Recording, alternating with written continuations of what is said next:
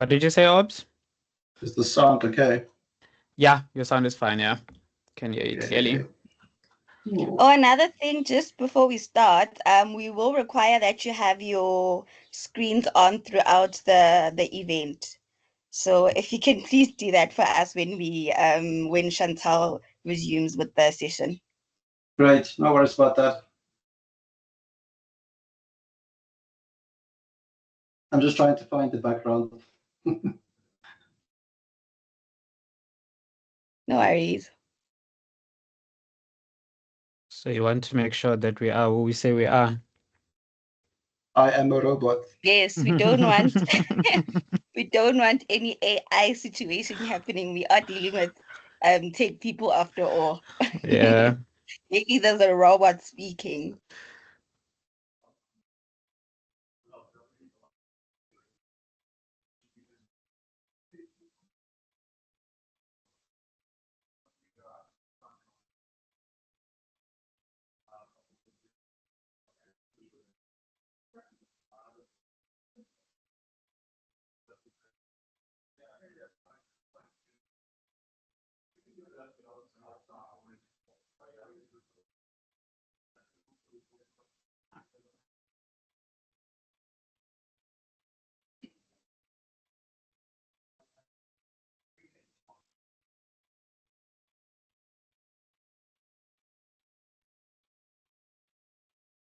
I wish I had your fancy background, Obs. It definitely looks very cool. You put in effort. Yeah.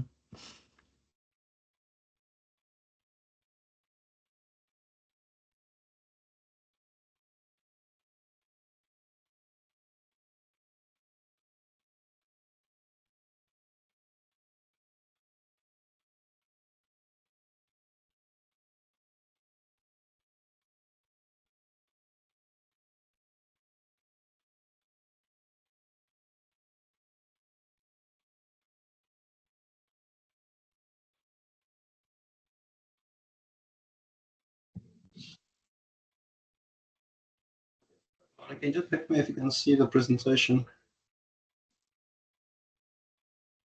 Yes, we can see it. Good afternoon, everyone. Zinhle, am I audible? Yes, you are, Chantal.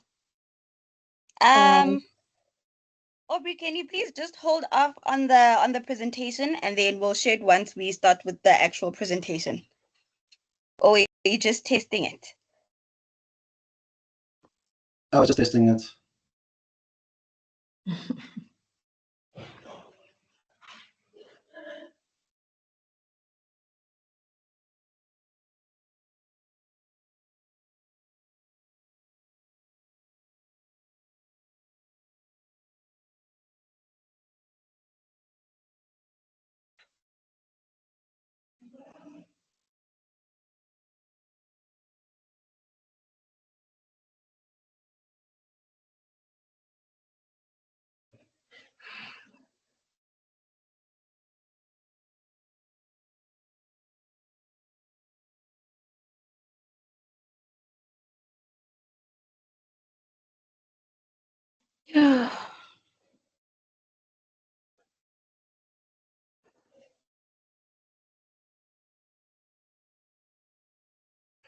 Zinhle, you let me know when you're ready to go, right?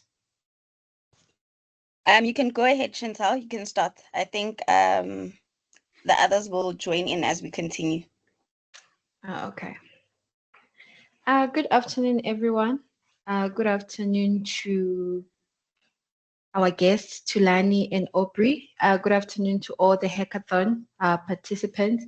Welcome to today's webinar centered on cybersecurity. I'm your host, Chantal Chamatumba. I work for GirlCode. I am a facilitator and a Python developer here.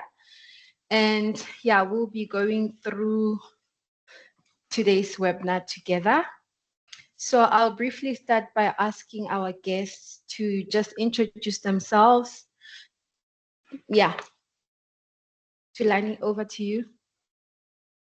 Awesome. Thanks, Chantal. I'm Tulani. I'm a cybersecurity consultant with Orange Cyberdefense. Aubrey? Hi, everybody. I'm Aubrey, and I'm a pen tester here at Orange Cyberdefense. Welcome to Lani and Aubrey. I will now hand over to the GirlCode team. I think we have Mandy and Zintla on the line. Zintla, is Mandy here? Yes, I definitely am. Good afternoon, everyone. I am Mandy Musula. I'm the social media manager here at GirlCode. Nice to meet you all. So I'm Orange Cyber Defense team, as well as the participants. Awesome. It's definitely a mouthful. I understand you, Mandy. Hello, everyone. Thank you so much for joining us today. I hope that you have your notes and pens ready to take down any notes that you may have.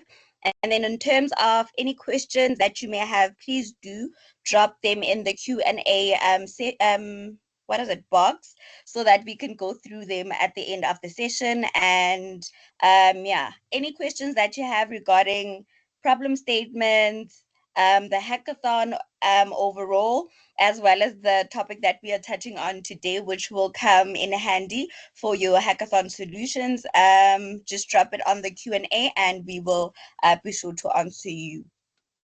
Thank you, Chantal. All right. I think we have a message in the chat box. Yes, we do. So, yes, so on the line, we also have Dylan and Kate from Orange Cyber Defense. Nice to meet you, Dylan and Kate. Hi, guys. Hi, Hi, all. Kate. we'd like to see you guys. Oh, no. I'll be seeing you guys on is it the 11th of October? So the Saturday, I'll definitely be showing face. You'll see me on that day. All right. Let's quickly move on to a quick quiz about cybersecurity. So I'll just be asking our guest speakers for the day, Aubrey and Tulani. And then one of you would just respond, whoever raises their hand first. Zintla, you'll be on the lookout for that. We'll have the first opportunity to answer the question. And then also, Mandy, please be on the lookout for some of the answers from our participants in the chat box. So the participant can just put in their answers in the chat box, whereas our speakers can unmute and then, yeah, give us their answers. So nothing too hectic. I'm just going to give you guys questions based on cyber. As you guys know that cybersecurity is the heart of today's digital world. And it's more than just the heart of digital world. We're talking protecting systems, safeguarding people, businesses, communities, and everything else in between. So my first question would be, which cyber threat do you worry about the most? Is it phishing? Is it ransomware? Is it data breaches?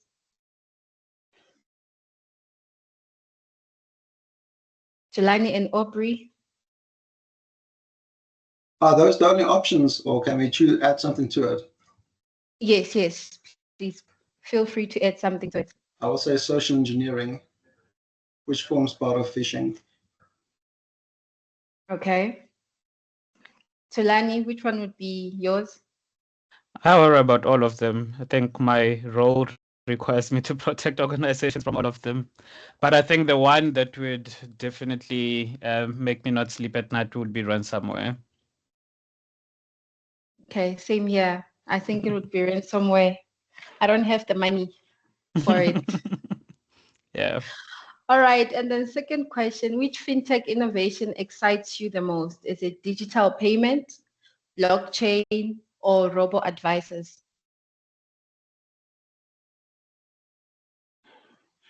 Blockchain. Blockchain. Yeah. Blockchain. Why blockchain? I think from my side, Ops, you wanna go? You can go. Sorry. Yeah, from my side, it's still kind of a black box, and I think with the mentality that we have, we love to tinker with these things. So I think it excites me because I want to get to understand it more, pretty much unpack it to kind of understand what are the inner workings and how is everything interconnected. Still a bit of a black hole that I don't fully understand. So that is why it excites me. Not from a usage perspective, yeah, but from understanding it so that we know how to break it. Aubrey? From my side, it's basically it's an interesting technology, like Tulani has said, and I think there's multiple applications for it. And I think with everything moving forward in digital, having something like a blockchain that is auditable, or you can have an audit trail basically of everything that's happened to it, will become ingrained in technology in the future. All right, you guys are the experts in this, hey. But I think from my side, I would definitely go with robo advisors because of the smart automation. Zintle, what do we have in the chat box? Yes, so I think I'll go with what the people in the chat box are saying. And I see most of them are saying digital payments. I don't know what it means, but I'm going with digital payments. And AI, someone said, Dylan said an AI. So yeah. All right, so if you were securing a hackathon system, what would you focus on first? Would it be authentication? Would it be encryption or the networking security? The first two. It would be authentication and encryption first. Yeah, I wouldn't, from a networking side of things, I wouldn't really, because from an application layer perspective, those two would be pretty much be vital. I would worry about network security once I understand where I've hosted the application and what is the infrastructure looking like. But authentication, obviously regulating and ensuring that, access is thoroughly regulated, and ensuring that with that, once someone is authenticated, they don't necessarily have access to everything. Things that needs to be protected and unaltered is also configured the way it should. All right, thank you for that, Tulani. And then Aubrey? On my side, I'm seeing it a little bit different because Tulani knows when we look at assume the breach. So for me, it will be the latter one around encryption of the data. And the reason for that is basically all the other components that Tulani has spoken about can in some way be compromised. So if you encrypt the data at rest, even if the first two controls, which means authentication fails or the network controls fails, that you can't do anything with the data. So I'm looking from that perspective. Okay, this one I'm going to pass my answer. I'm not going to say anything because that's not fair. That's not fair. Come. When I was in varsity, I'm going to share my story. When I was in varsity, I had a hard time with networking. That's when I knew I'm not a cyber guy. It was such a difficult subject for me. I don't know whether it was the lecturer or it was me or what. But I think authentication, yeah. Definitely for me, I think it would be authentication, but I would just like to pass just to be on the safe side of things because, wow, I have bad blood with networking. Zintle, what are the people saying in the comment section? The chat box is a little bit quiet, but a lot of people are going with authentication. Sorry. And then networking, there's only one person who's going with networking security. I hope you'll be touching on that, Tulani, so that Chantal can learn something from today's session. And also the participants can learn something, because if they're quiet, it means they also have issues around this issue of networking and security. All right, so our second round of questions, it would just be a one-word check, right? So I'll just require you to give me one word. In one word, how confident do you feel about your cybersecurity skills today?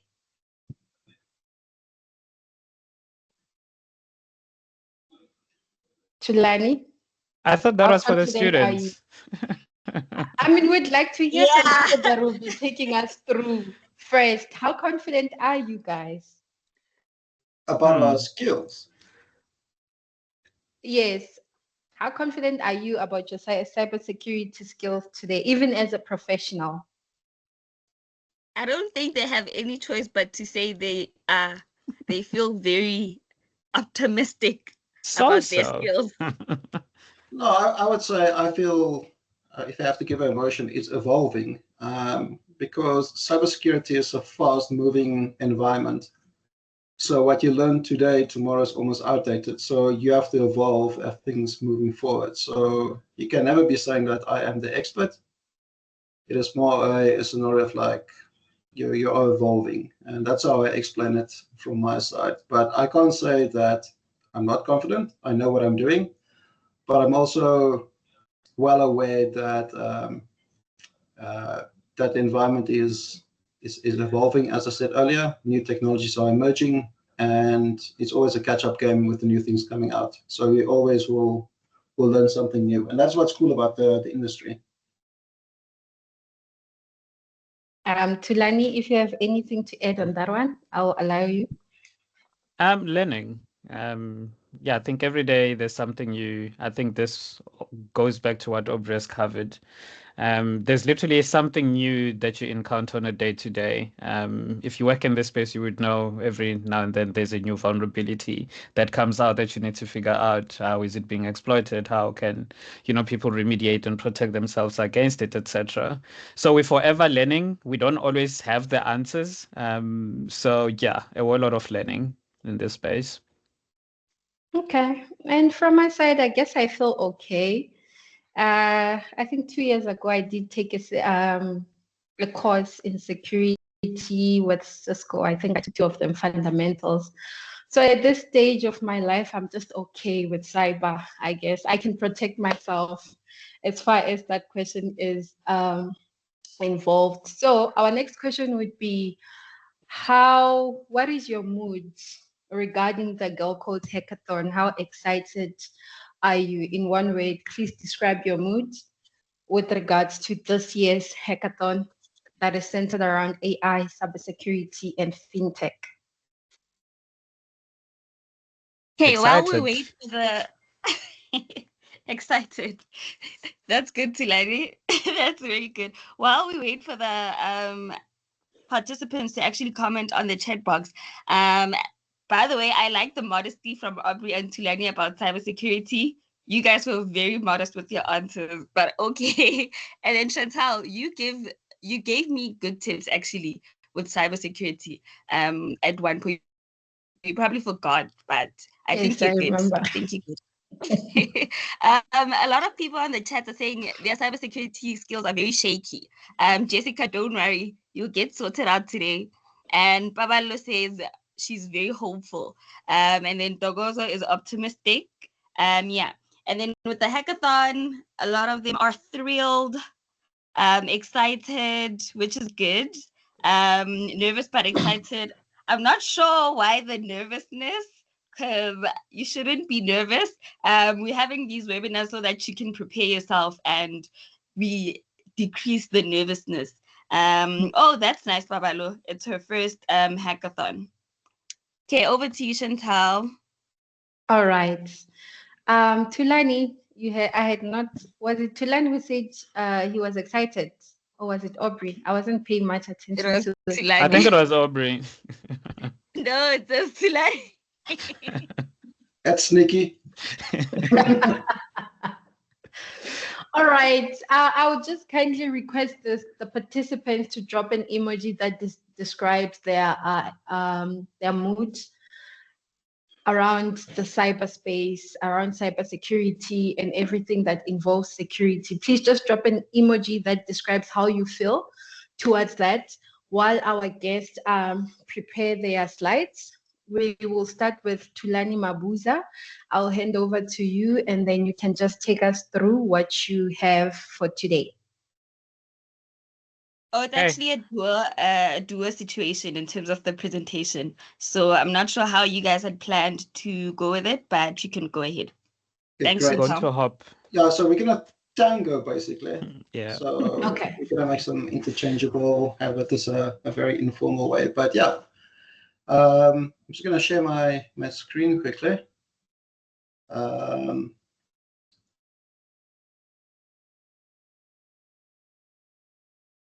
Just give me a heads up if you can see the presentation.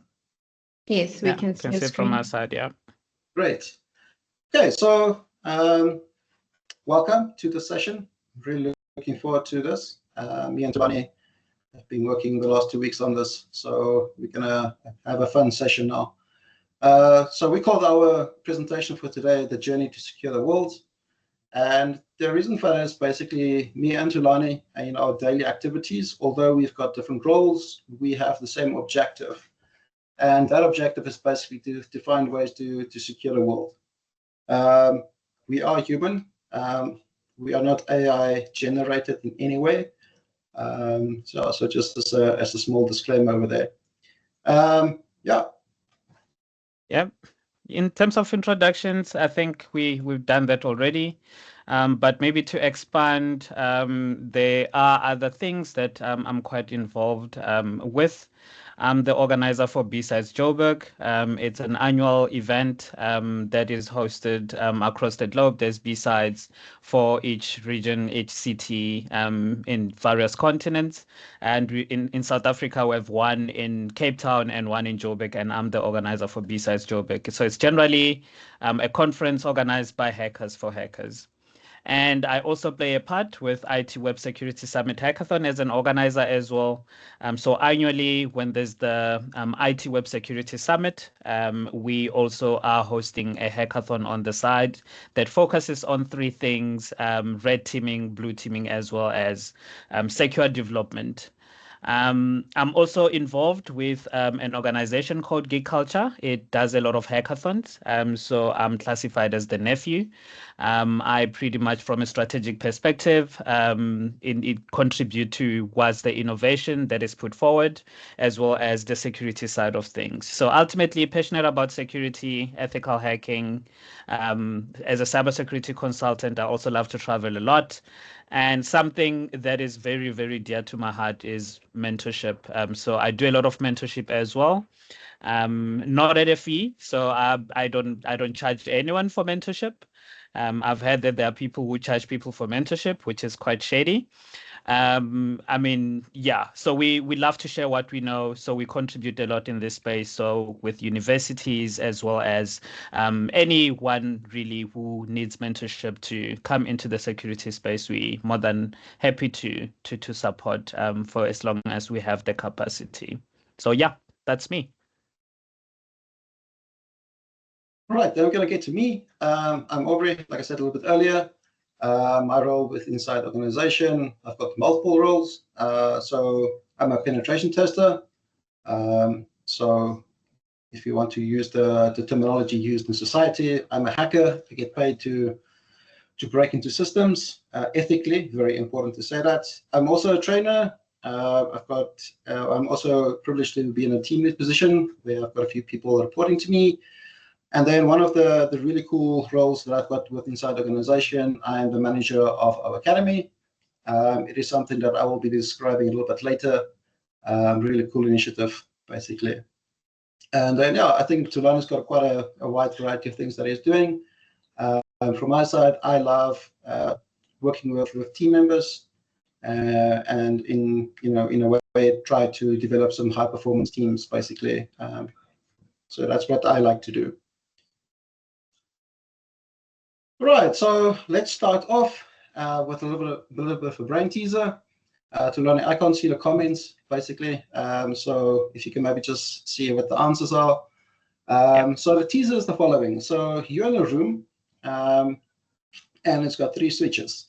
And then there's a closed door. And the whole idea is, I'm going to read it here. So you're in a room that has got 3 switches and a closed door. The switches control 3 light bulbs on the other side of the door. Once you open the door, you may never touch the switches again. How can you definitely tell which switch is connected to each of the light bulbs? So let's see if somebody can quickly find a solution to this problem. Tulani, I can't see the comments over there, so maybe just look at the responses. Yep, monitoring it. And I think the first person that that gets the answer, I don't know, maybe we can get them a small little gift or something. Some of your mentorship time, since it's free. Yeah. Is it only for the participants? Am I allowed to jump in? Yes. I might win something myself, hey? All right, let's do it, everybody. I would love to hear what's Kate's answer, though. Come on, Kate, you can also form part of this conversation. Sneaky Chantal. So there's one answer that came in, is the one which will feel hot after you open the door. Still missing something, because once you open the door, it's done. You may never touch the switches again. Yeah. Yeah.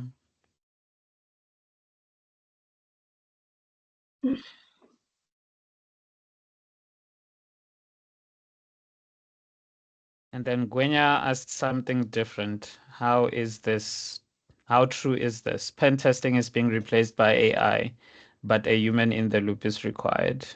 Nothing is being replaced by AI, Gwenya. I think that's a short answer to your We just worry. augment it, that's all. Yeah. Okay, so we only got one answer. There was just one attempt, yeah, from Teresia. Okay. So let's leave this as an open teaser, basically.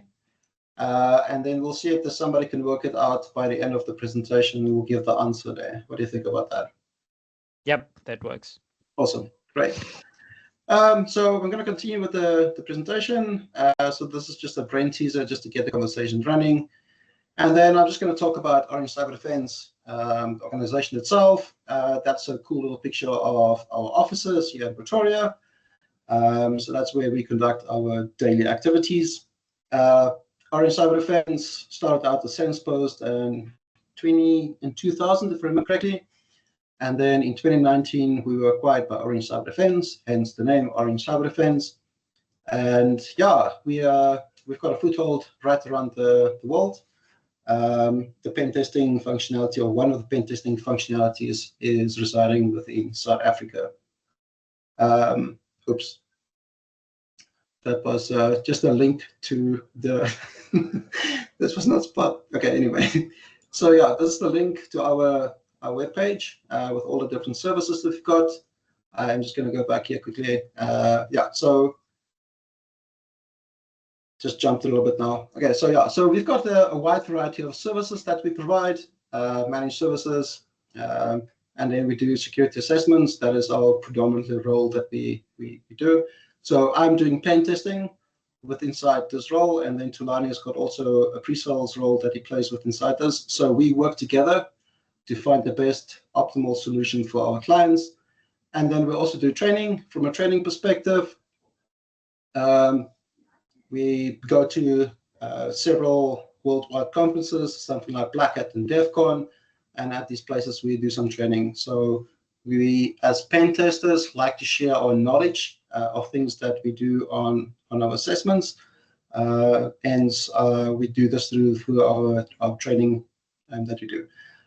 We've got a wide variety of activities that we participate in other than just pen testing. Me and Tulani like to do hackathons. You will notice that me and Tulani last year did a hackathon together. We go to conferences. We've got sometimes scholars or students from universities that comes to our office visit. Yeah, and then I am also involved with the Sunrun competition. That's a cybersecurity challenge that Sunrun is running. And then, yeah, we've got a wide variety of tools that we share in the public domain. And then the Academy is something that we have often. It's not every year, but once a year, we take a few potential candidates into our system with the idea to make them pen testers. Yeah, so like I said, schools comes and visit us once in a while. Then we talk our work that we do. So in this case, pen testing, really enjoyable to share our knowledge with them. And then, yeah, Tulani, maybe 2 cents from your side on all the cool stuff you're doing.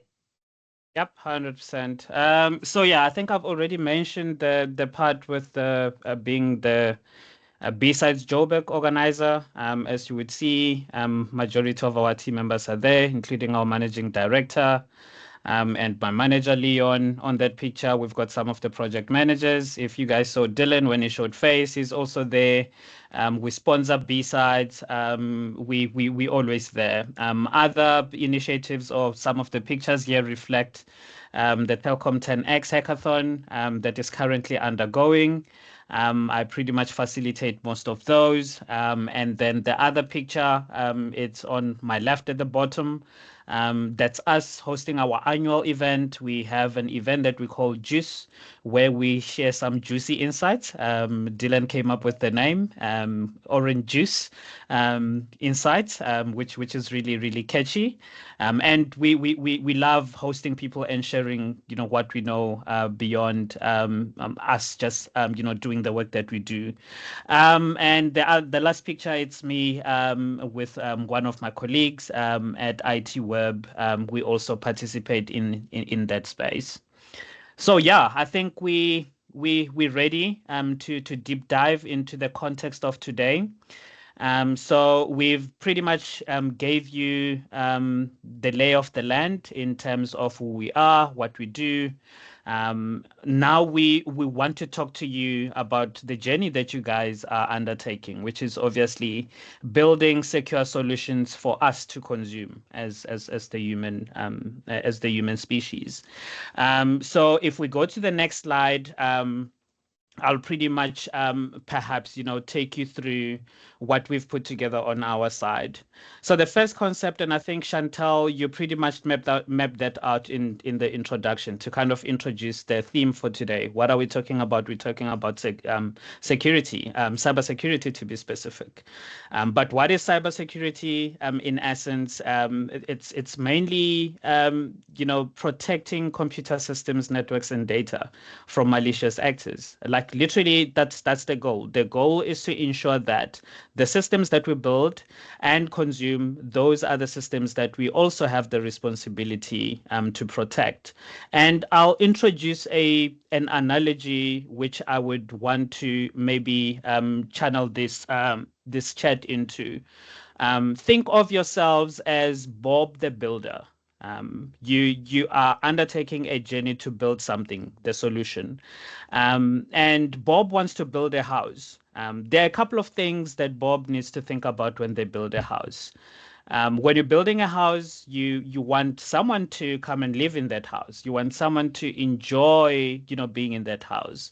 You want someone to feel safe in that house. You want to ensure that the people in that house are the people who are supposed to be in that house. You need to ensure that your house deters, things that are not necessarily good for you. So if there's a storm, your house shouldn't be flooded. If there are thieves, the thieves shouldn't be able to, just break into your house. So think about your solution as a house. You are building a house, you're building it for the human species, and you need to think about how that house will be used and how that house is going to be safe overall. So this matters for various reasons. From a cybersecurity perspective, we will think about, hey, safeguarding, digital systems. That's cybersecurity as a whole. But with you building a solution, you kind of need to think about what is my solution going to do? So in essence, you guys will start off with ideating around the themes that you've been provided. What is the solution that you're going to be building? So that's the house. And who's going to be using the solution? That's the people who are going to be living in that house. Now you kind of now start to think about aspects or characteristics or, draw up a persona of the ideal person that is going to be using your application. So that resident that is going to be living in that house. So in cybersecurity, we also think of these things the same way. We think of it as, hey, what are the considerations that I need to ensure that I keep in mind for my users? And that's how we then start putting together the relevant controls that are going to govern the security controls that we apply to the technologies. So now that we've figured out, or now that we understand what cybersecurity is, we want to make the world a better place. If you stay in a nice neighborhood where there's less terrific things happen, less terrible things happening, you kind of feel that you're living in a better place. And with the continuous efforts to secure things, we make the world a better place ultimately. So now that we understand that part, what's next for us as hackathon participants? The key thing I want you to think about is the CIA triad. The CIA triad, if there's anything that you can take away from my yapping this morning or this afternoon, is these three components, because these three components are going to be your guideline into implementing the relevant controls throughout your building process. Confidentiality, a part of things. You need to ensure, like I said with the house, when you build a house, you need to ensure that the people that get access to the house are the people who are authorized to be in the house. So that's literally confidentiality. You can't build a house and say, this is Thulani's house, but then Aubrey can come with his 100 wives from different countries and planets to come stay in my house without having to even identify themselves. It's not okay. It's my house. I need to feel safe in my house, and only the people that get into my house need to be allowed into my house. So you need to preserve that confidentiality aspect, and that implies that there is various controls that you need to implement. Authentication side of things, authorization side of things. How does that process look like? Additional layers of protection. For instance, if you're living in a house that has got no butlers and no windows and no doors, and it's just a building, people are just going to walk in. And that is not okay. You will be sleeping at night, and Chantal will just be jumping over you to go to the fridge and get something to eat. It's not okay. But then if you have the lock, or the door with a lock, and you have the windows with burglars, and you also have additional perimeters as well, multi-factor authentication. You need to get through the gate before you can get through the door, and once you get through the door, there's another burglar on the inside to say identify yourself, or that little tiny thingy that you can pick that you would see on hotel rooms to see who's outside your door. Like, those are some of the things you need to take into account. Translate that into the technology side of things, so that making sure that authentication mechanisms are in place, authorization mechanisms are in place, there's additional layers of security where required, etc. And from an integrity perspective side of things, think about how you will preserve the integrity of the activities or the functionalities of your platform, as well as the data that is also being either generated or being captured or being used holistically within your system to fulfill the purpose that you've built that system for. So it's important to ensure that that cannot necessarily be altered by someone who doesn't have to. For instance, if I'm sleeping in my house, I'm in the bedroom, I don't want to wake up in the lounge. Like, how did I get here? It's not okay. If I slept in the bedroom, I need to wake up in the bedroom on the same bed that I slept on. So preserving that integrity is important for your system as well. So think about things that you need, or controls that you need to implement to ensure that you preserve the integrity side of things for your systems. And then the last one speaks to availability. If you're building a house, you're not building a house for someone to go to work and then they come back, the house is not there. Or they come back, the house doesn't have the fridge that was there when they left in the morning. What are they going to eat? So those are some of the things you need to think about from an availability perspective. Is your system available for its users when required? the dependencies, if there is data that is used as a dependency aspect for your system to do or to perform the functionality that it needs to do, is that data available to the right people at the right time so that your product can fulfill its function that it was built for. So there's those things that you need to take into consideration when you're building your application. So these three ultimately for me are the key things to keep in mind, top of mind when you start with the building process. Once you have that idea, table out to say, this is the problem that I'm going to solve, and this is how I'm going to solve for it. Then you start painting a persona. These are the typical people who will be using my product, and these are the things that I need to think about because I care about them. You need to care about your users. So now that we've covered this aspect, I think I can end my session. Or should I go to what's next? Okay. So why does the CIA triad matter? We need more than just usable technology. Every one of us, especially if you're a developer, you can build a usable technology. But is your technology responsible? The responsibility part now ties back to the CIA triad. The responsibility part is the safety of your application. It's the integrity of your application. It's when is it available? Is it ensuring that the interactions that the users are having with this technology is safe? And I think the key one that speaks to how you will be designing your system as well is the relatability component. Is your technology relatable? Like, can people make sense of what it does by merely looking at it? Does it look like, what you used to? And that also applies to how you implement the security controls as well. If you're implementing security controls that are not relatable, for instance, I can't build a web application today and say for, you to authenticate to it, you need a footprint. It's not okay. Can we find other means? If there's things that are already out there that we can leverage on, can we use that? Can we integrate that? Can we leverage that to ensure that we deliver the same control that we want to deliver using something that is relatable and something that is used? So a solution that leaks data, because data is pretty much the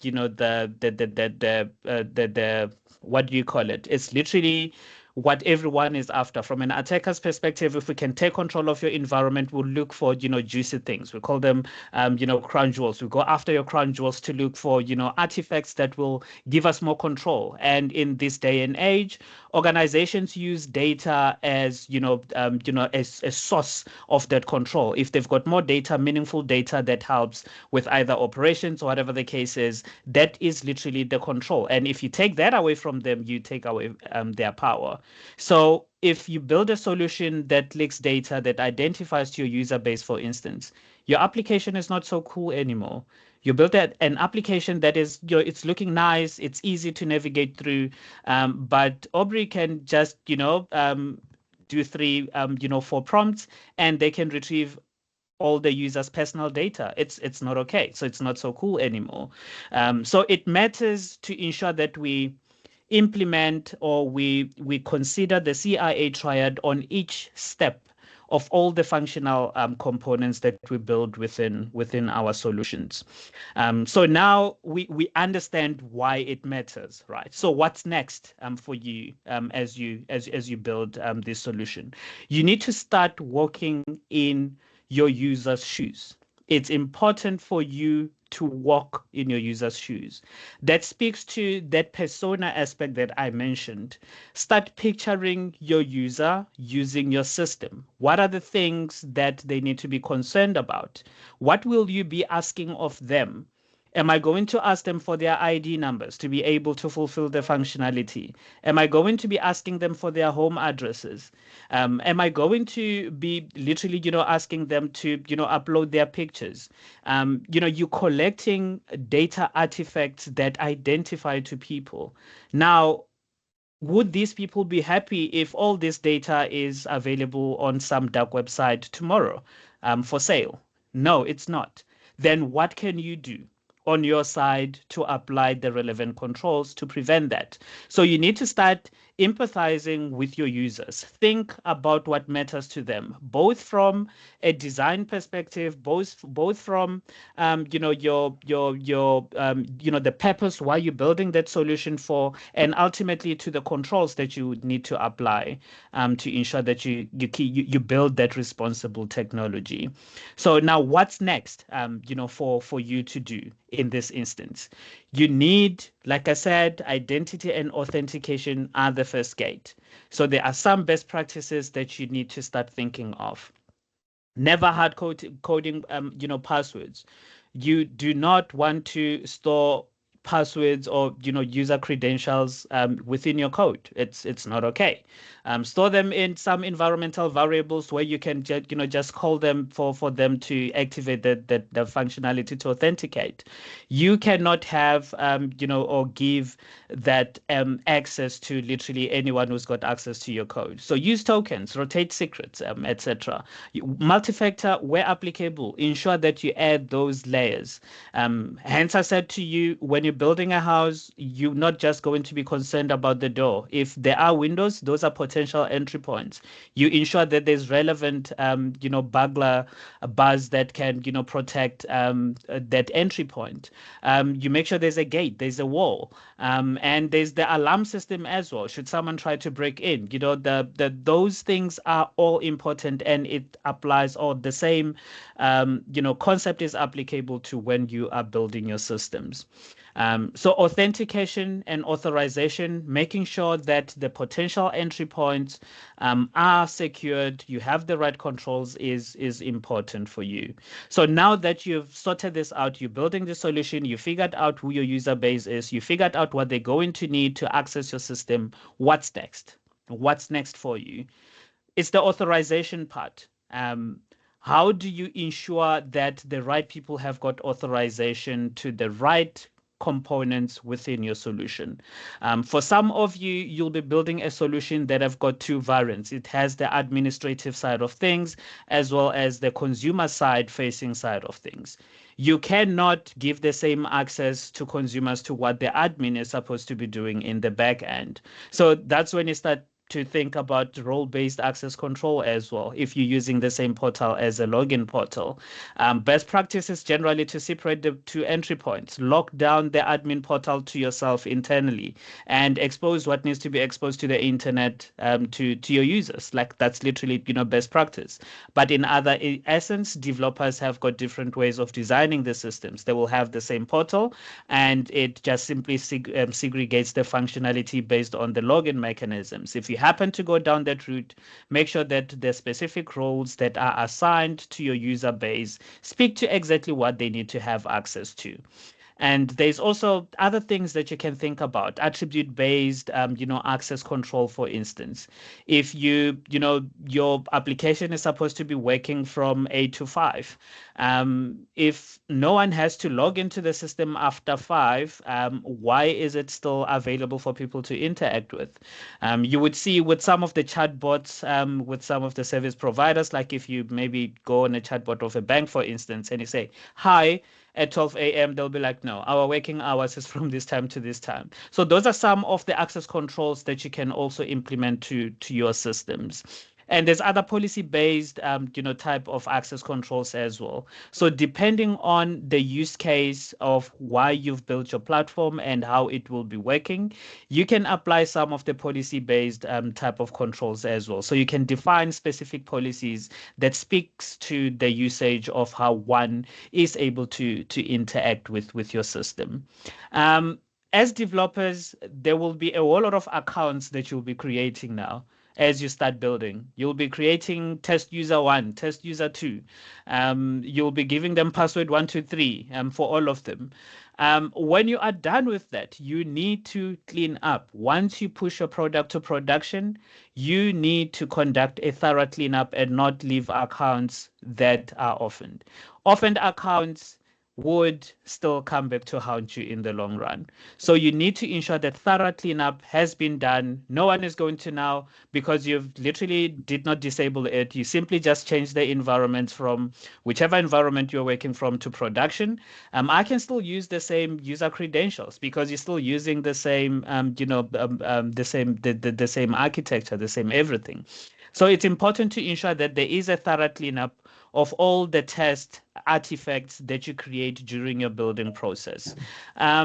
Also, another thing that you will see, you will be creating users that have got more permissions than they should because you're still trying to figure this out. How does this work? With those users as well, when you push your product to production, make sure that you have resolved all of that. There isn't offend accounts or overprivileged users that are unnecessary that are configured to access your solutions. So now that we understand the authorization side of things, like what do we need to think about next? The next thing that we will be thinking about is, how do we keep this moving for you? How do we keep the ball rolling? So the constant checks. So if you've configured that user base, you know that there shouldn't be any admin user. So this is an example of, some of the things that you can implement for ongoing checks. If a user is admin within the roles that I have, delete that user. That user is not supposed to be there. There isn't supposed to be an admin user, public facing. That's it in essence, if that's how you've built the platform. Other than that, just please, deny access. Do not give that person access. So it's important for you to do the constant checks as well. So if you can implement that function within, your code base to say, hey, thorough checks as well. If someone attempts to do this, this is the response that you need to render. Ensure that you have those constant checks over and over again to ensure that your code is sanitized to deter or to remove any artifacts that would later haunt you in terms of some of the offend accounts that you might have left uncleaned in the building stages. So moving on, what's next? What's next for you? You figured out the authentication side of things. You figured out the authorization side of things. Avoid making common mistakes. There are common mistakes that we see that professionals do. I'm not talking about just students, that professionals do. Leaving a database that is accessible over the internet by literally, maybe the rest of all your team has got access to this. It's a team of two. Segregate the access. Maybe one person needs to have access, and there's maybe some rule that we have to roll back if that person isn't available. But you can't just give access to the database, which is the heart of your system, to everyone. So avoid making such mistakes. Storing of secrets in the code repos. I've already talked about, hard coding passwords, etc. You need to ensure that you do not store secrets in your code repos. Avoid those common mistakes, because those are the common mistakes that come back to haunt you in the long run. You will build a solution that looks good, that works well, renders to the purpose you've built it for. You push it to production. GirlCode finds a funder for you. They give you all the money that you need to start scaling. And that one little mistake that you've made in the building stages comes back to haunt you and destroy your empire. So ensure that you avoid such common mistakes. There is more mistakes that we see, but these ones, I feel, for now, within this building stages, are the ones that you need to ensure that you stay away from. So now we understand some of the common mistakes. What's next? What do you need to think about in terms of what you need to do next? You need to ensure that encryption is implemented where necessary. This is a snippet of some of the code that you could use, but there's various ways in which you can implement to ensure that there is encryption. If we go on to the next slide, there's various encryption protocols that I can maybe take you through. Next slide, Obs. So for data in transit, for instance, there's TLS, HTTPS, etc. So you would see under normal circumstances when you go onto your browser, for instance, if you know gaining access to a website, whatever the case is, you would see there's a bit of a lock up there. That lock signifies that you're using a secure protocol to access the site. So that's generally HTTPS on port 80. So it means that the relevant TLS protocols have been implemented. So your interaction from the front end to the client side, as well as the back end, those interactions are literally transmitting that data in a secure manner. There's also, when your data is sitting there in the database, etc., or in a storage, whatever, the backup, whatever the case is, ensure that you apply the relevant encryption protocols as well. For, your authentication tokens, etc., we spoke about never hard coding passwords and using tokens and the like. If you are privileged or in a position to use some of the cloud platforms where you'll be building and deploying from, use the key management systems as well. Ensure that you use that to pretty much safeguard all your secrets to ensure that they're not just available to anyone. So we now understand why we need to, or why and where we need to apply the encryption. Well, in transit, at rest, etc. What do we do next? What is next for you as a developer? You have built the code. You need to secure it. There are ways in which you can pretty much reiterate the practice of you keeping your code safe. Use the OWASP top 10 checklist, for instance.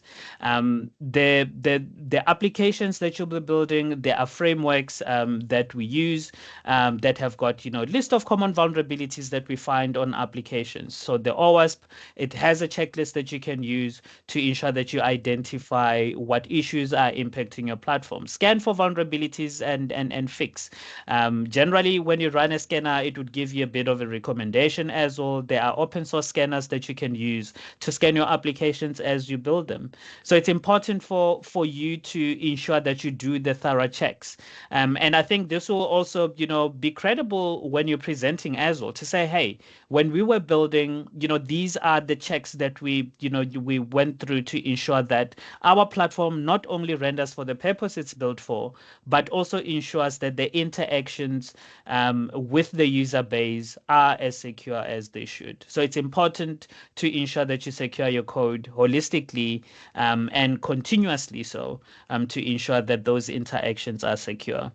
So now you've secured your code. What do you need to do next?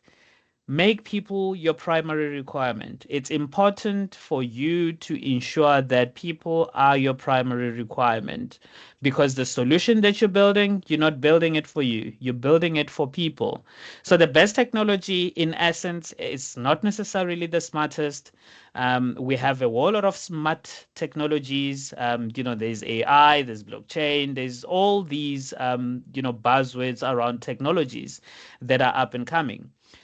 But that technology, if people do not trust it, for instance, if people don't understand how to use it, for instance, and if people aren't necessarily looking forward to using it, it's not going to be a technology that is going to scale over time. So when you're building your solution, like I said, you need to build a technology that is well understood. You need to build a technology that is responsible and that is also enticing for people to want to use, and that also solves people's problems.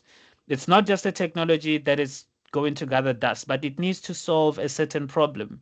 You building a solution because you want to solve a problem, and with solving a problem, it means that you need to put yourself in a user's shoes, and that means that you need to build a technology that humans trust, humans understand, and they come back to use it over and over again. So don't build the solution based on one use case. Think about scalability over time. How will this look like in 4 or 5 years' time? Will people still use it? Because initially, this could be a concept where you start your own company, where you start a business.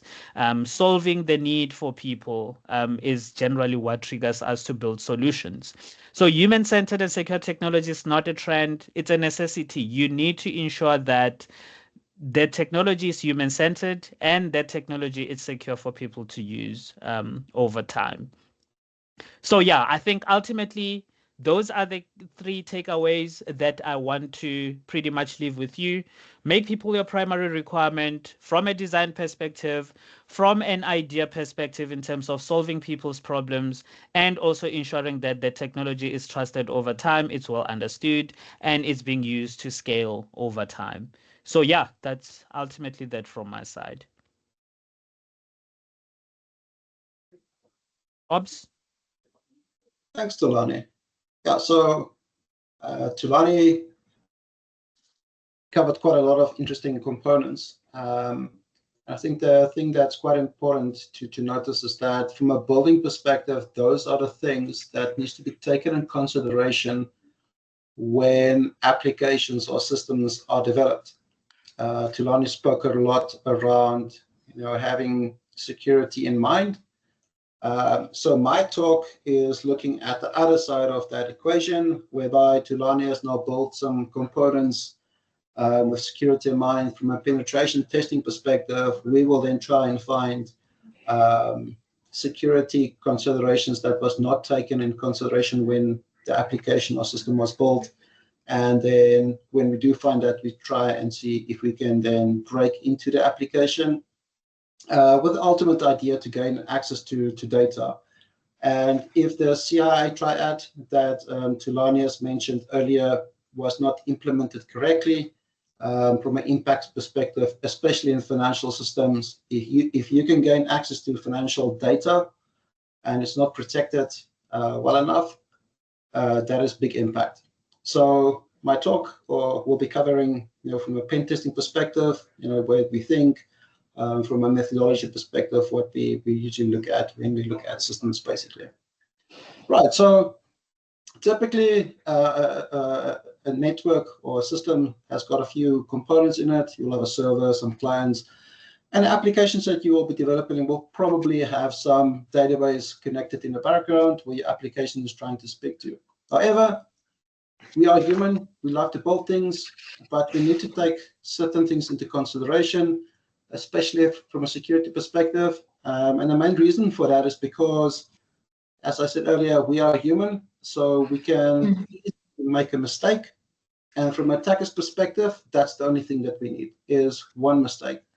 Tulani mentioned a little bit earlier around the OWASP. So when we develop applications, we can take things like the OWASP into consideration, as well as the CI's benchmark, which is typically the best practices, how to secure systems, which reduces the attack surface. So what is an attack surface? The attack surface is all the potential opportunities that an attacker or a hacker has against an application that they can use. Yeah, so I think the biggest thing from a pen testing perspective, that is the way we validate the security posture of an application. So just to move back one step again, Tulani covered the building component. We as pen testers validate security posture of what was built. Just a quick overview of the OWASP testing guide. This is typically what we use as pen testers from a methodology perspective. So we will test for default credentials to see if an application is making use of default credentials or weak passwords, basically. And if you go to the OWASP testing guide, basically, you can see what is tested for. So when you do develop applications, it's highly advisable to actually go through what a pen tester will go through and then do the opposite, basically. So for example, in this case, I think we're testing for weak passwords in this case. Do not allow the application to make use of password 1 or 1, 2, 3, 4, 5, 6, which is considered as weak passwords. So use this information to develop the systems with security in mind, as Tulani has alluded a little bit earlier. Okay, so getting down to dirty, pertaining to pen testing, there's a few phases. Usually the first phase is reconnaissance.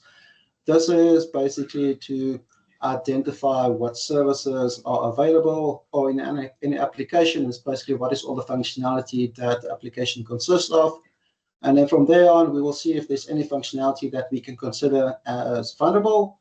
Tulani mentioned a little bit earlier around the OWASP. There is some components that tells you what is the components that could be vulnerable, like for example, SQL injection or XSS. And then once we've identified anything that's vulnerable, we move into the next stage, which is exploitation. And then from there, we move on to the last step, which is then to demonstrate the impact, basically, of the exploitation. So again, moving back to the financial systems, if we can gain access to the application and we can gain access to financial data, the impact is quite severe, because now an attacker has got access to personal identifiable information, as well as financial information. And then the last step is like we then create a report. The reason for this is basically the activity of penetration testing is to identify what is all the risk. The reporting component is to communicate that risk to the client, and then also provide them with mechanisms or steps basically to secure the environment.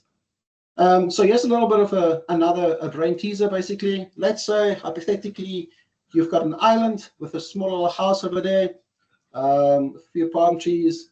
If I were to ask you to look at that, how many ways can you find a way to get into that house? Tulani, if you can maybe just look at the comments for me.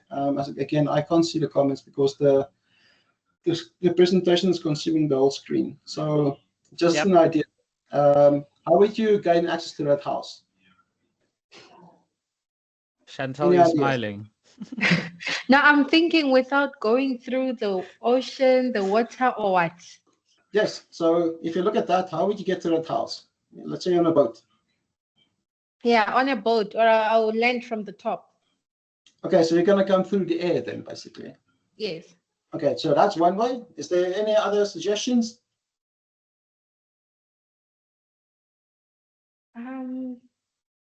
The chat is quiet. Sure. Do we still have participants? Oh, swimming, boat rider in the air. Okay, there's a few coming. Yeah, so swimming, a boat, and the air. Okay, so some is going to swim, right? Underground, there's an underground one. As well.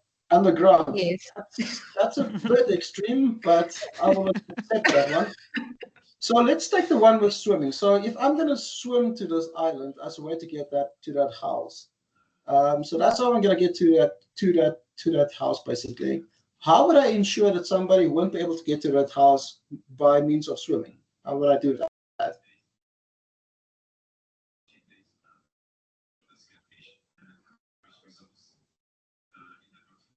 Any ideas? There's an interesting one from Dylan. He said jet ski. So perhaps that person is not swimming. Okay, so jet ski is another way. Yeah. But let's say, for argument's sake, so we've decided that we're going to swim to that house, basically. How would I prevent the person from swimming to get to that house? Inviting sharks is Sharks one. around the house. And then there is a fence. Okay, so a fence, we can put in a shark. Okay, what else? Safeguarding in terms of physical security. That's another one. Okay, so we've got shooting sharks. From the heart, yeah. What else? Bullets. Okay. Dropping down like the soldiers in the movies. So the leopard crawling, shooting. Okay. The comment section is on another level. Snakes in the island. There's also snakes in the island. Yeah, so exactly. So let's say if we're going to use the attack vector to swim to that house over there. So we've said we can put in a shark. The problem with a shark is, like you'll see, it's quite shallow water. So a shark is not going to work so nicely to prevent people from swimming to that. Okay. However, we can put maybe snakes. That's a good idea to make sure that people, the snakes that's going to go into the water, although they can also swim away. I like the fence idea because that creates a physical control, basically, that you can't get through the house. Okay, now, basically what I just explained to you now is what penetration testing is. It's you will look at an asset and you will look at a few ways to break into the asset or gain access to the asset. And then you will look at countermeasures basically to prevent a person, from doing that. And that whole activity that I just described, in a very metaphorical way, is what pen testing is. So for the person that suggested that we jump through the air, parachuting into it, what can we put in place for that? I like that idea, but what can we put in place for that?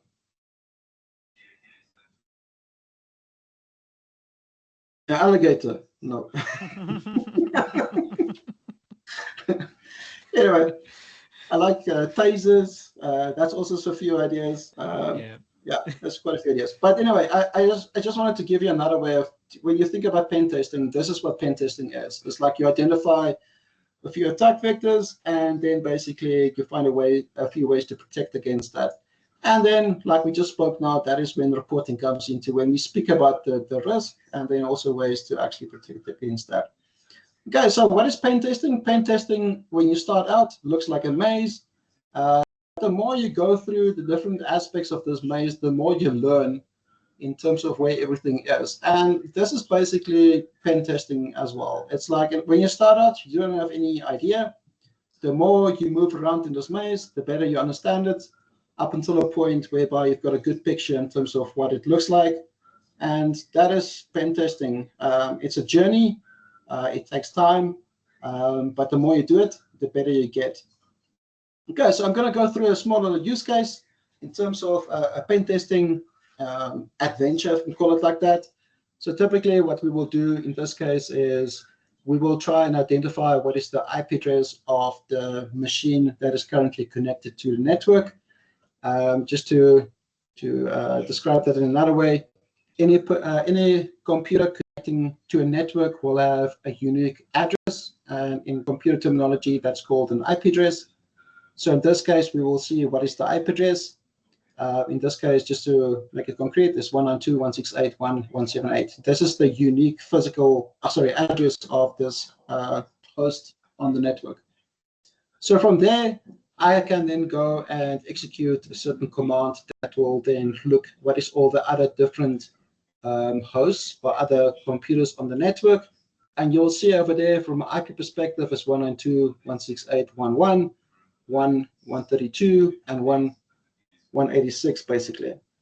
So now I know there's 3 other computers on this network, including mine.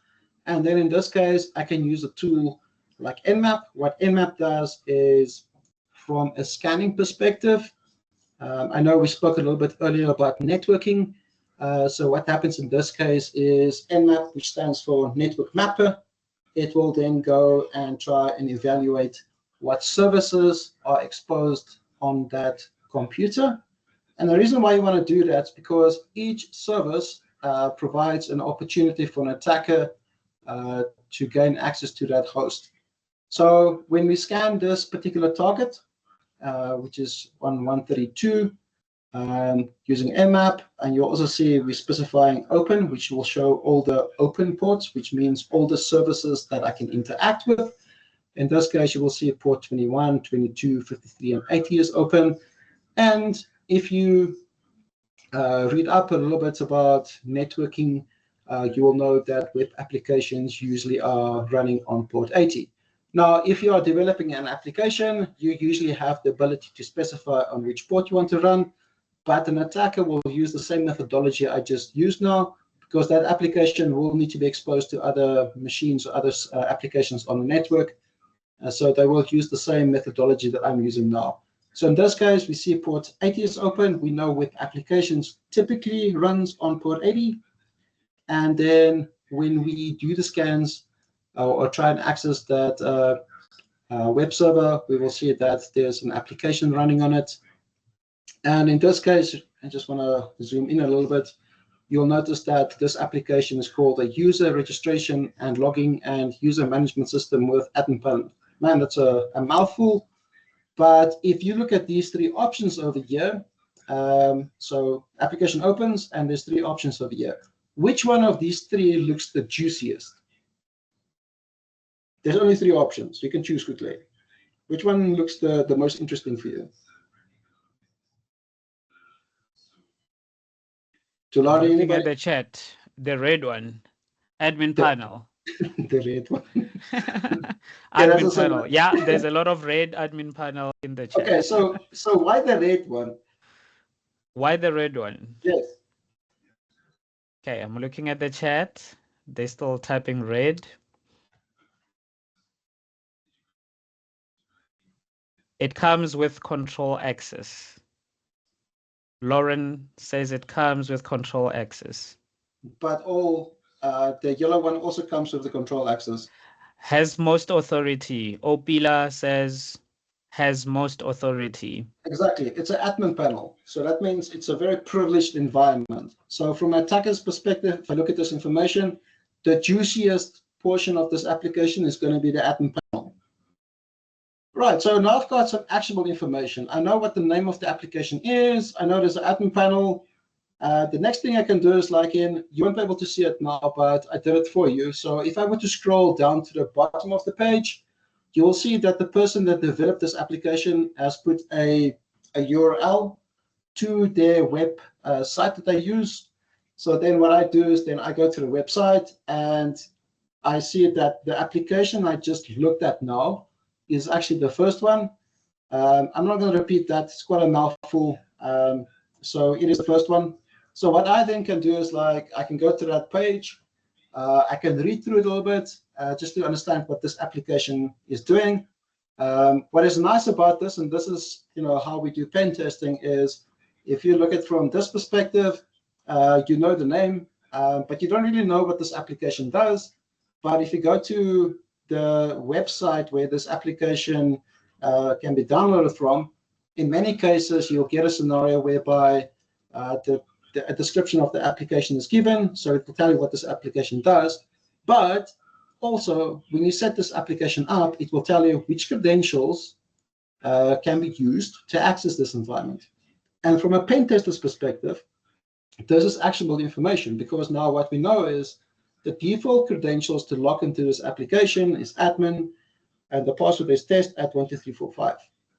Okay, so now if I go back to our little picture over here, you notice that our red panel, which is the admin panel, I know now that there's a high chance that the credentials that is used to access that admin panel, is admin and test@12345. So now what I then do naturally is then I go and try that. But in this case, that fails. So what does that mean? Give me quickly, see if there's 2 or 3 people that can give me an answer. What does this mean?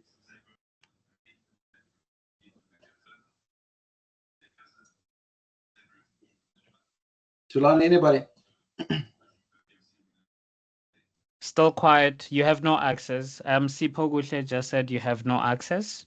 You have no access, but it also means that username and password that is in the setup configuration has been changed, because I tried that. So at this point in time, the credentials that we've got, the username and password, is not valid. So that means they've changed it. So from an attacker's perspective, on a penetration tester's perspective, what we need to do now is change strategy. So the next thing that we usually do is we will see if there's any vulnerabilities that has been reported specifically to this application. And there is a site that we usually use, ExploitDB. What is nice about this is if there's exploits available against certain applications, we can use this as a way to see if there's any opportunity for us to abuse that particular application. And lo and behold, if you take the name of the application, you put it in, it's the first one, you'll see that there's a vulnerability, which is an SQL injection vulnerability. When we specifically go and look at what this vulnerability does, we can see that using SQLI injection, if we put in the payload admin apostrophe and dash and then asterisk, due to the SQL injection vulnerability, it will bypass the authentication mechanism, and then we can log in as admin. So again, we know the application's name, we know that the default credentials doesn't work anymore, and we know that there's an exploit available that we can try and abuse. So then naturally what we then do is we go to the application, we put in a payload over there. The password would not matter because the username will, due to the type of vulnerability, which is SQL injection, which bypasses the check on the database. It will then bypass that authentication and then allow us to log in. So this is a very fast, but also a good depiction in terms of like in the thinking process around hacking. So when we develop applications, or if you guys are going to develop applications, it is something to consider that typical vulnerabilities like SQL injection should not be introduced, because as you see, an attacker can use that to bypass the authentication mechanism. So it's something just to take cognizance of when you develop your applications.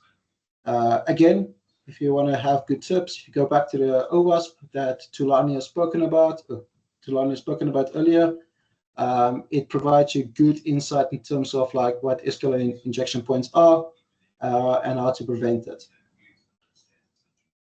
Right, so from a tooling perspective, I think quite important thing to understand, tooling is just an automated way to gain access to data. I think that is the biggest thing. It's automated. You run a tool, you get information. You as the person needs to interpret that information to be able to understand how you can use it moving forward. There's several tools, there's a lot of tools actually out there that can be used in the context of penetration testing. But these tools can also be used to strengthen applications that's been developed. For example, Nmap already is discussed. That is more to look at the networking layer. You get something called Metasploit, that is for automation of attacks. And then typically for applications that is application in nature, making use of HTTP or HTTPS, burp is a very good tool to use within the context of that. Just to show you, an end user will typically see this user interface, nice buttons and a nice login form. But when we as attackers or penetration testers doing our work, this is what we see. So we can use tooling to show us basically what is happening at the back end. So what you see currently on the screen, this is what we see, and basically what an end user will see is that. And the reason why we want to be able to work at the back end or at the protocol level is because it allows us to manipulate the different variables or information that gets sent to the web server. And that's what we're using basically to see if we can break into an application. Okay, so I'm going to pivot into one of our initiatives that we got at Orange Cyberdefense, which is our academy. So just going to go through here. So the first thing, it's a 3-month program. It starts in the beginning of Feb and then usually ends in the end of April. That's the 3 months. And it is exposure to penetration testing. So what is nice about this program that we've got, it's got one objective. It's to develop you into a penetration tester in a 3-month period. The other additional advantage of this program that we've got is basically you embed it with inside the Orange Cyberdefense culture. You get access to quite knowledgeable people, but also once you are successful in the journey of the academy, you get placed into the organization. Again, the training is done by pen testers. You've got access to the pen testers' knowledge base. They do the training. So a lot of knowledge that goes into this. And the knowledge is there to help you or the candidates that's in the program to get the best exposure to the world of penetration testing. So I just want to go through this. So the big thing about this, when the academy is done, what is the 3 outcomes of that? You'll be able to do penetration testing. You will know how to communicate to stakeholders, and then also be able to understand how to secure the environment. It is a journey. There's a few steps that you have to go through. It's exposure to a lot of different types of content inside the domain, but essentially it is focused within a context to have you as a penetration tester once it's completed. This is just some testimonials of some of our previous candidates that participated in this academy. So I just added this point of reference. If you go onto LinkedIn, you should also be able to see some of these guys. They're still active. And then also read some of the comments that they've made around the academy. Really proud of this. It's always great to see the journey in terms of like where they started off and then where they end up with regards to and the knowledge that they share with regards to our domain, which is then basically to try and secure the world. So then we also have something called Orange Women at Orange Cyberdefense. That is a picture of Marianka. I shared a QR code because she made a little video about her experience as a penetration tester.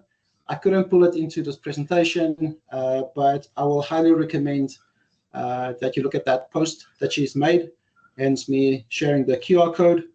I think we do share this presentation afterwards as well, if you want to go look at that. So Marianka finished the studies, came through the academy, started working as a penetration tester for a few years, and then she pivoted into an advisory role with regards to within our organization. And I think she was almost here for 5 years, basically. It was really great to see her journey through it, but I cannot speak about her journey in a better way than the way she describes it inside her post, especially from her perspective in cybersecurity, especially as a penetration tester. So highly advisable to go and look at that if you can. And then, applications for our academy for next year is open. The applications closes at on 30th of September. Again, if you want to go and apply, that is the QR code for that. We are going to share this presentation, if I'm mistaken. So if you want to apply, just go to Teams to apply. Then again, you can just make use of the QR code to get to that. Really looking forward to your applications. And that is it. Solani? Yeah, I think ultimately the message is clear. We need you as developers, and we need you as the human species. And ultimately, we need you as responsible developers. So when you undertake this journey for the hackathon to build, please consider us, the people you're building the solutions for, as much as the emphasis is on problem solving. Also think about how you will safely solve our problems as well. That might be artifacts of you building that solution. So we need you, the world needs you, and please take the opportunity to go through the academy application process, and we will be more than happy to clarify any questions you might have with regards to the applications and how we can support you and prepare for the academy. So yeah, that's it from our side. Thank you. Thank you so much, gentlemen. That was great stuff. I learned a lot myself. I might be joining the academy as well so that I can improve on those networking skills I left a long time ago. I might put through. Mandy, do you have any questions in the chat box? We are almost out of time. Yes, we do. So the first one from Dokozo is asking, are there any prerequisites for the program, for the academy? I would definitely say if you know how a computer works, that's going to be step one. That is probably one of the most important ones. So I think it's more about the attitude with regards to you want to learn stuff, you want to understand certain things. So we've had a few candidates that came from a financial background with no cyber experience. So I wouldn't say, I think the biggest thing is just as long as you know what a computer is, and if you've got a hunger for this domain. I think the biggest thing that I can maybe highlight over here is cyber is this big. Trying to scale it quickly. Cybersecurity is this big. Okay. And penetration testing is a small sliver of this domain. So I think the biggest the big thing is to understand, like, if you want, what is penetration testing, and that's what I tried to explain a little bit earlier. Someone who was growing up playing. That message, that one, that was just playing now. But anyway, okay, cybersecurity is this big, and penetration testing is only a small sliver of that. So if you're interested in the academy, that is what you're going to be playing in. It's going to be penetration testing. There's other components in cybersecurity. Penetration testing is only one component of that.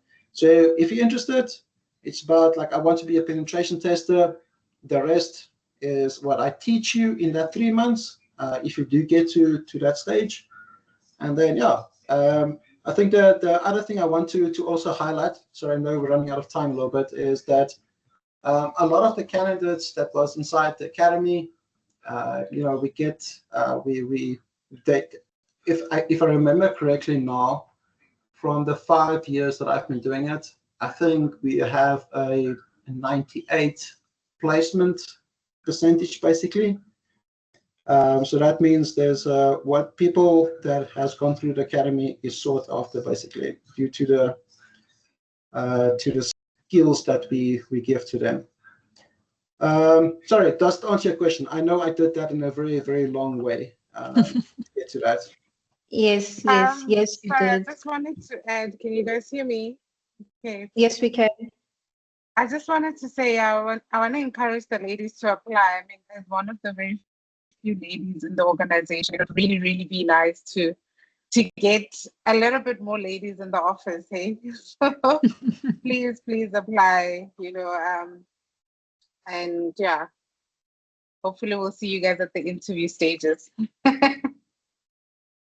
We'll be there, definitely, Kate. All right, and then the next, so the thing, Dylan in the comments has replied to the link to the academy.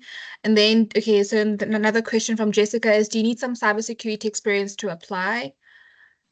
So it will be beneficial. Let me call it like that. So if you've got cybersecurity background, that's beneficial.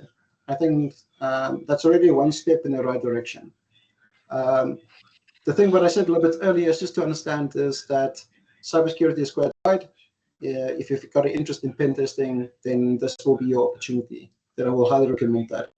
But if you've got programming, cybersecurity knowledge that you've acquired through certification, things like that, that's a plus point. Okay, not a problem. Let me just get back to the questions. What skills or qualities do you look for in candidates? Skills-wise, if you've got cybersecurity background, it was beneficial. Dylan said curiosity over there. I think that will be one as well. But also, I will also say that, I use this metaphor. It's basically, if you know you like penetration testing, then this is going to be the direction for you. If you want to be a what's the word now? A SOC analyst. This is totally the opposite of what penetration testing is. So understand what you like, what you want to do, where you want to end up, and then see if that aligns, if the academy aligns to that journey for you. Alrighty, I think we're just getting a repetition of the questions. All right, you have another one. Is there any age restrictions for the academy? And is it just for ladies or open to everyone? It's open to everyone. All right. And then from Jessica, we have, what tools do you recommend beginners to learn first for penetration testing? I would say starting out, that tool I mentioned earlier is called Burp. And then I will share a link. They've got a site, Academy for Portswigger. That's the company that developed it. I will suggest that you start out there. And the other component, I'm sure everybody has heard of Try Hack Me. So Try Hack Me is also a good starting point if you want to start the journey. And then I think if you get a bit more serious in this, I think there was somebody else that mentioned Security Plus. Security Plus is a definite go green. That is the right direction. So starting out, I'll recommend Burp, which is the one I showed a little bit earlier. I shared the link to Portswigger's Academy that will show you how to make use of Burp and where to use it. From there, I will move on to Try Hack Me, which is nice because it My work gives is you. easy because I use ClickUp. Here's how I keep my marketing campaigns on track. I start by creating a campaign timeline in Gantt view to map out every stage of the.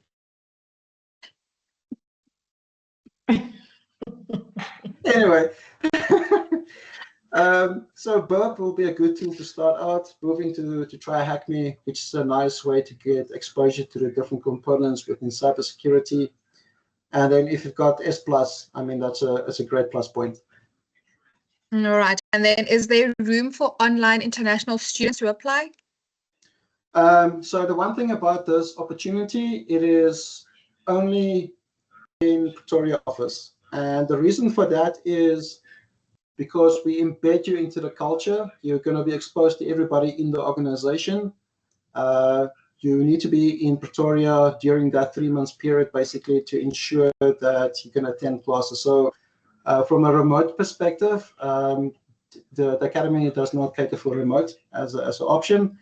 For international students, the biggest thing would be that you will need to kind of have a visa. I think that's going to be super important.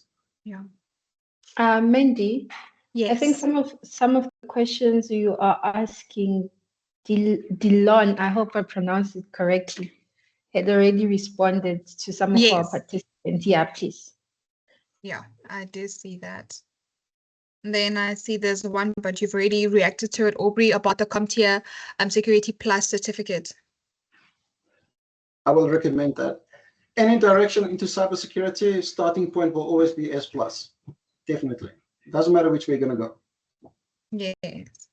No, that's it from this side. I'm not seeing anything even in the Q&A section. I think that's it, Chantal. Thank you.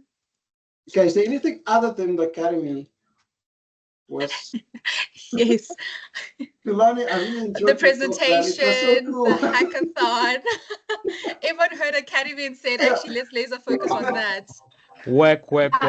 One-time prize is not. It's not Yeah. So cutting one it anymore. We need question. employment. They are very interested in the academy. I see. I saw one question where they were asking about the previous webinar. Someone was asking if we have shared the slides somewhere. So we did share the slides in the Discord channels. We are going to be sharing these slides as well with the rest of you in your Discord channels. If you're not in the Discord channels, please just mention in the chats, mention your city as well as your email address. And if you did apply on DevPost and you haven't gotten any response from us, do also let us know on that so that we can look it up. Otherwise, I think that's all from my end.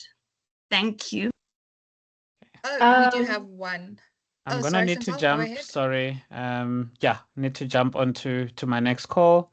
Maybe a word of gratitude. Thank you for the opportunity, and yeah, looking forward to seeing those applications and what you guys are going to do at the hackathon.